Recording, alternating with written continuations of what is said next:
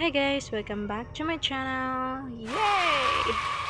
It's me again, your hero. So for today's video, it's just my boring lives. Please don't forget to subscribe, like, and click the notification bell for more videos to come.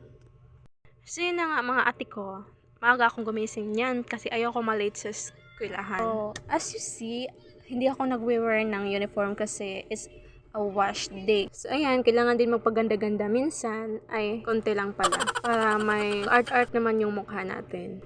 Ang bagal talaga kumilos. So see you there mga hero.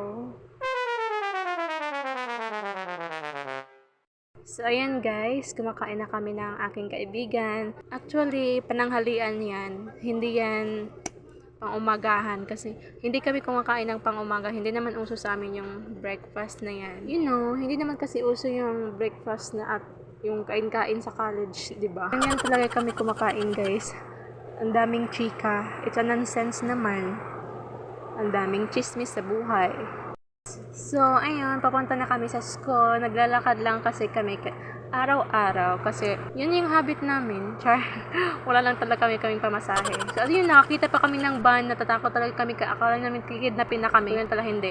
Napaka-overthinker. Kala mo naman kikidnapin. Wala naman sila mapapala sa amin. Kasi sira na yung lahat ng lamang loob namin. So, tuwing naglalakad kami sa daan, hindi talaga may iwasan niyang muntik na kaming masagasaan. Pero tatawa pa rin kami. So, ayun ang aming simbahan.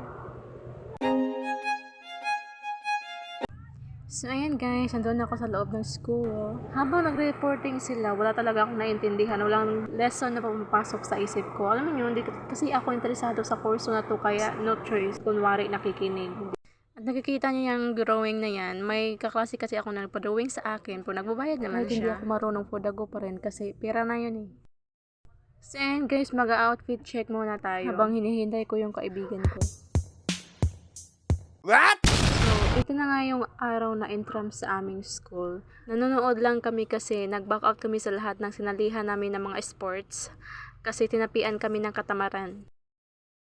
So ayun, nag-start na ang paligsahan. Tuloy pa rin ang entrams kahit rain o shine.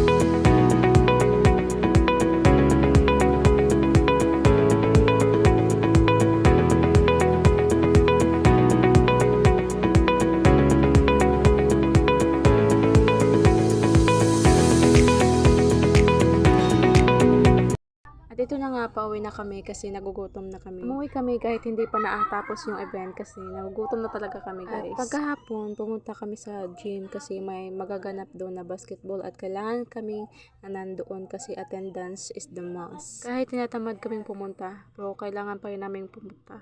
Ha? Kasi kailangan yun. Basta kailangan para sa clearance. Ayun, naglalakad pa rin kami. Wala kasing pamasahe. Charot lang. Wala, trip lang namin. Nakakahiya pala mag-vlog in public. So ayun, habang pauwi kami, may nakita kaming malaking aso. Mabuti na lang at mabait yung amo, kaya pinahawak niya sa amin yung aso niya. Kahit dog lover ako, pero nandiyan pa rin yung natakot ko na humawak kasi sobrang laki niya talaga na aso. Pero at the same time, ang cute niya. So, bukas is may mga event pa na magaganap, pero dito na magtatapos ang aking vlog. Bye! See you!